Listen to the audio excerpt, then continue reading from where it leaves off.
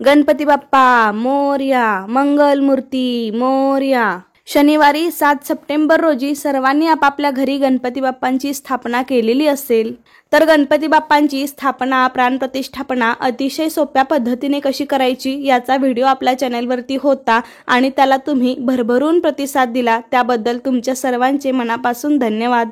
तर असेच तुमचे प्रेम आणि सपोर्ट कायम असू द्या। तर अगदी त्याचप्रमाणे आज आपण कोणतेही संस्कृतमधले मंत्रस्तोत्र न म्हणता गणपतीची विधिवत उत्तर पूजा कशी करायची, गणपतीचं योग्य पद्धतीने विसर्जन कसं करायचं हे पाहणार आहोत। तर आज आपण आपल्या सोप्या मराठी भाषेमधून गणपतीची विधिवत उत्तर पूजा कशी करायची आणि विसर्जन कसं करायचं हे पाहणार आहोत। तर त्यासाठी हा व्हिडिओ शेवटपर्यंत पहा, जास्तीत जास्त लोकांपर्यंत शेअर करा आणि चॅनलवरती नवीन असाल तर चॅनलला सबस्क्राईब करायला विसरू नका। तर आज आपण जी उत्तर पूजा करणार आहोत ती आपल्याला गणपतीच्या विसर्जनाच्या दिवशी काही वेळ अगोदर करायची आहे। आपण गणपतीची स्थापना, प्राणप्रतिष्ठापना करताना गणपतीची अगदी मनोभावे विधिवत पूजा करतो, त्याचप्रमाणे आपल्याला उत्तर पूजा सुद्धा अगदी विधिवत केली तर आपल्याला संपूर्ण पूजेचं फळ मिळेल। तर आपण घरामध्ये गणपतीची स्थापना केल्यानंतर आपापल्या परंपरेनुसार आपण गणपती त्या दिवसाप्रमाणे विसर्जन करायचं असतो।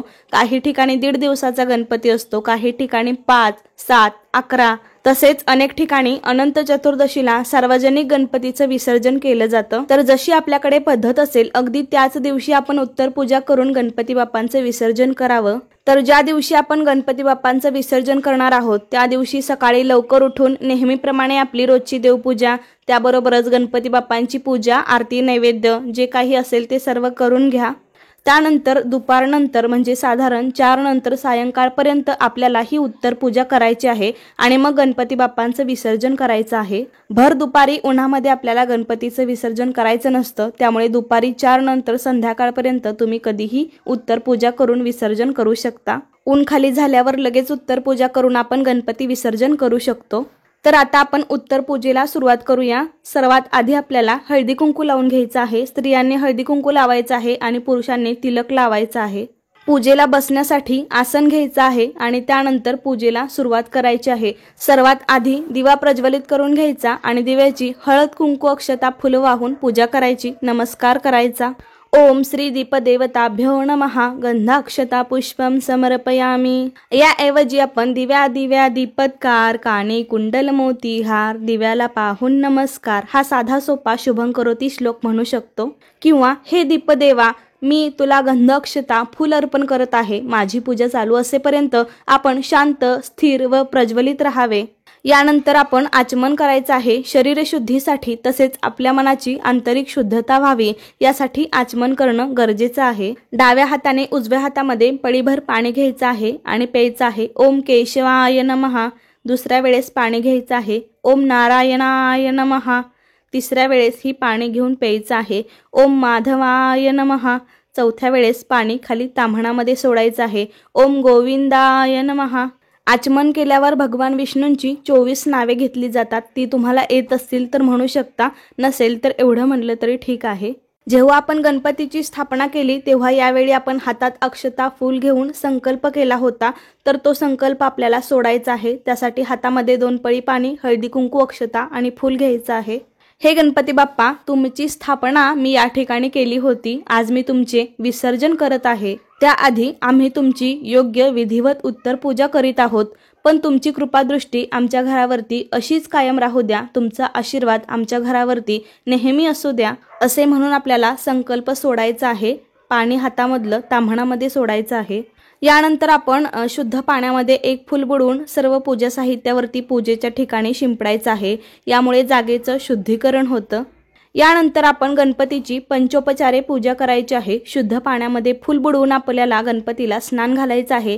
फुलाने पाणी शिंपडायचं आहे। श्री महागणपते नमः, शुद्धोदक स्नानम समर्पयामी। यावेळी आपण मराठीमध्ये म्हणू शकतो, हे गणपती बाप्पा, मी तुम्हाला शुद्ध पाण्याने स्नान घालत आहे। त्यानंतर पंचामृतामध्ये फूल बुडवून आपल्याला ते गणपतीवरती शिंपडायचं आहे। श्री महागणपते नमः, पंचामृत स्नानम समर्पयामी। गणपती बाप्पा, मी तुम्हाला पंचामृताने स्नान घालत आहे. पुन्हा एकदा फूल आपल्याला पाण्यामध्ये बुडवून शिंपडायचं आहे. श्री महागणपते नमः शुद्धोदक स्नानम समर्पयामी. गणपती बाप्पा, आम्ही तुम्हाला पुन्हा एकदा शुद्ध पाण्याने स्नान घालत आहे. यानंतर आपण गणपतीच्या मूर्तीला चंदन, हळदी कुंकू लावायचं आहे. श्री महागणपते नमः विलेपणार्थे चंदनम समर्पयामी.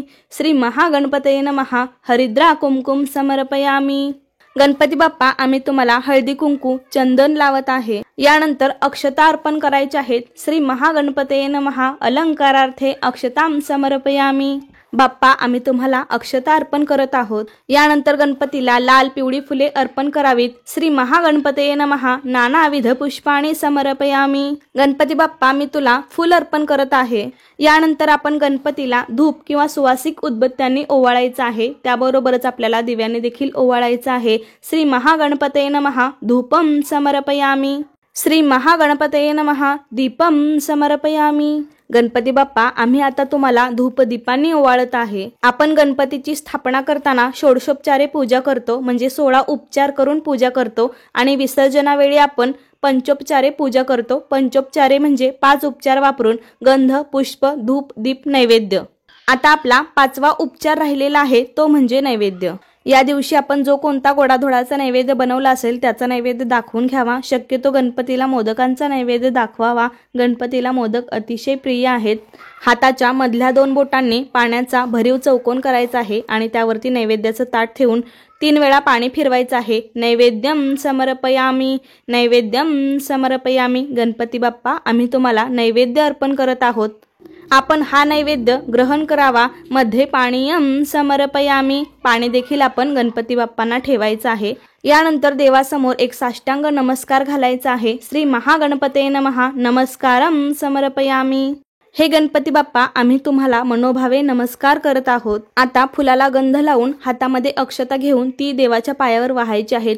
श्री महागणपते नमः मंत्र पुष्पम समर्पयामी. हे गणपती बाप्पा, आम्ही तुम्हाला मंत्र आणि फूल अर्पण करत आहोत. अशी सर्व पूजा झाल्यावरती सहकुटुंब सहपरिवार गणपतीची आरती करायची आहे. स्वतःभोवती एक प्रदक्षिणा घालायची आहे. त्यानंतर सर्वांनी एकेकांनी मिळून गणपतीला मनोभावे नमस्कार करायचा आहे. या 10 दिवसांमध्ये किंवा आपल्याकडे जेवढे दिवस गणपती असेल तेवढ्या दिवसांमध्ये आपल्या हातून कळत नकळत काही चूक झाली असेल तर क्षमा प्रार्थना करायची आहे आणि त्यानंतर सर्वांनी गणपतीला मनोभावे नमस्कार करावा.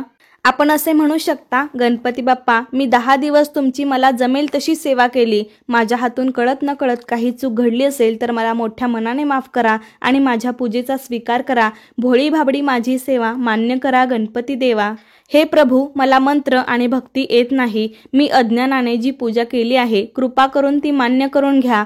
माझ्याकडून व माझ्या परिवारांकडून झालेल्या चुकांबद्दल मला क्षमा करा आणि मी केलेल्या पूजेमुळे आपण माझ्यावर प्रसन्न राहाल अशी अपेक्षा करतो. अशी क्षमा प्रार्थना आपण सर्वात शेवटी करावी. गणपतीची आरती झाल्यावरती घरातील सर्व सदस्यांना आरती द्यायची आहे, प्रसाद द्यायचा आहे. त्यानंतर आपल्याला एक मंत्र म्हणायचा आहे. आपण गणपतीची स्थापना ज्या दिवशी केली होती तेव्हा गणपतीच्या मूर्तीमध्ये प्राण आणण्यासाठी आपण एक मंत्र म्हणला होता, पण आता आपण गणपती बाप्पांवर अक्षता टाकून त्यांचं विसर्जन करणार आहोत. आता हातामध्ये थोड्या अक्षता घेऊन देवासमोर उभे राहायचे आणि एक मंत्र म्हणायचा आहे. यांतु देवगणा सर्वे पूजा मादाय पार्थिवीम इष्टकाम प्रसिद्ध्यर्थ पुनरागमनायच. हा मंत्र आपल्याला असाच संस्कृतमध्ये म्हणावा लागेल, तर तो तुम्हाला स्क्रीनवरती दिलेला आहे, तो पाहून तुम्ही हळूहळू म्हणू शकता. हा मंत्र म्हणला की आपल्या हातातील अक्षता गणपतीच्या डोक्यावरती टाकायच्या आहेत आणि गणेश मूर्ती जागेवरून किंचित हलवायची आहे. अशा प्रकारे विधिवत पूजा झाल्यानंतर ही मूर्ती तुम्ही समुद्रात, नदीत अथवा योग्य त्या पवित्र स्थळी नेऊन तेथे आरती करून मगच मूर्ती विसर्जन करावी. आपण पूजेमध्ये वापरलेले जे काही निर्माल्याचं साहित्य असेल ते गोळा करून घ्यावे. फुले, दुर्वा, आघाडा, विड्याची पाने, जे काही तुम्ही निर्माल्याचं साहित्य आहे ते सर्व एकत्र करायचं आहे. 10 दिवसाचं जे साठवलेलं साहित्य ते सुद्धा तुम्ही एकत्र करून निर्माल्यामध्ये टाकायचं आहे. एक सांगायचे विसरले, आपण गणेश मूर्ती विसर्जनासाठी जेव्हा नेतो त्यासोबत आपल्याला एक शिदोरी न्यायची आहे. मग त्यामध्ये काही जण चिरमुरे नेतात किंवा काही जण दही, पोहे, तळलेले मोदक याची शिदोरी आपल्याला गणेश मूर्तीसोबत विसर्जनाला घेऊन जायची असते. याची एखादी पोटली बांधून तुम्ही गणपतीला जे जानवं घातलं आहे त्याला बांधू शकता किंवा गणपतीच्या हाताला अडकवलं तरी चालेल. त्यानंतर आपण गणपती समोर जे काही फळे मिठाई ठेवली असेल ती आपण प्रसाद रूपी घरीच खाऊ शकतो। तुम्ही गणेश मूर्ती ज्या ठिकाणी विसर्जनासाठी घेऊन जात आहात तिथे आधी आपल्याला आरती करायची आहे, त्या ठिकाणच्या लोकांना प्रसाद वाटायचा आहे आणि त्यानंतर गणेश मूर्ती आपल्याला विसर्जन करायची आहे। घरातून जाताना पण मूर्ती उचलून नेताना गणपती बाप्पा मोरया, मंगल मूर्ती मोरया, पुढच्या वर्षी लवकर या असा जयघोष करत मूर्ती न्यायची आहे। आणि तिथे पण विसर्जन करताना मंगल मूर्ती मोरया, पुढच्या वर्षी लवकर या असे म्हणत आपल्याला बाप्पाला निरोप द्यायचा आहे। कलशावरचा नारळ तुम्ही फोडून प्रसाद रूपी खाऊ शकता किंवा विसर्जन केला तरीही चालेल। आणि कलशामधलं पाणी एका फुलाच्या सहाय्याने आपल्याला बाथरूम सोडून सर्व घरामध्ये शिंपडायचं आहे। कलशामधलं साहित्य, विड्यावरचं साहित्य आपण पुन्हा वापरू शकतो किंवा विसर्जन केलं तरीही चालेल। आणि गणपतीचं प्रतीक म्हणून आपण एक सुपारी मांडली होती, तुम्ही सुपारी मांडली असेल तर ती विसर्जन करावी आणि गणेश मूर्ती देव्हाऱ्यातली ठेवली असेल तर ती पुन्हा देव्हाऱ्यामध्ये ठेवावी। पूजेमध्ये वापरलेले तांदूळ आपण पक्ष्यांना खाऊ घालू शकता। आपण पूजेवेळी जो दिवा प्रज्वलित केला होता तर तो आपल्याला आपोआप शांत होऊन द्यायचा आहे, फुंकर मारून विझवायचा नाही। आपल्या घरच्या गणपतीचे विसर्जन मात्र आपण स्वतः करायचे आहे। अनेक जण मिरवणुकीमध्ये गणपती विसर्जनासाठी देतात, पण तसे न करता आपणच आपल्या गणपती बाप्पांचे विसर्जन योग्य पद्धतीने करावे। त्यानंतर आपण ज्या ठिकाणी गणपती बाप्पांचे विसर्जन केले आहे त्या ठिकाणची थोडी माती आपल्याला घरी आणायची आहे आणि आपल्या घरामध्ये आजूबाजूला थोडी थोडी टाकायची आहे। आपण गणपतीचे विसर्जन केल्यावर आपल्या घरातील गणपतीची जागा किंवा जी काही सजावट पाट असेल तो आपल्याला लगेच न काढता दुसऱ्या दिवशी हे सगळं आवरावरी करायची आहे। येऊन लगेचच आपल्याला हे काढायचं नाही। तर अशा प्रकारे आजच्या व्हिडिओमध्ये मी तुम्हाला गणपतीची योग्य पद्धतीने उत्तर पूजा आणि विसर्जन कसे करावे याबद्दल माहिती पाहिली। तर कसा वाटला तुम्हाला आजचा व्हिडिओ मला नक्की सांगा। आवडला असेल तर लाईक करा, जास्तीत जास्त लोकांपर्यंत शेअर करा आणि असे छान छान व्हिडिओज पाहण्यासाठी अन्वीज मराठी कॉर्नर या चॅनेलला सबस्क्राईब नक्की करा। धन्यवाद। मंगल मूर्ती मोरया, पुढच्या वर्षी लवकर या।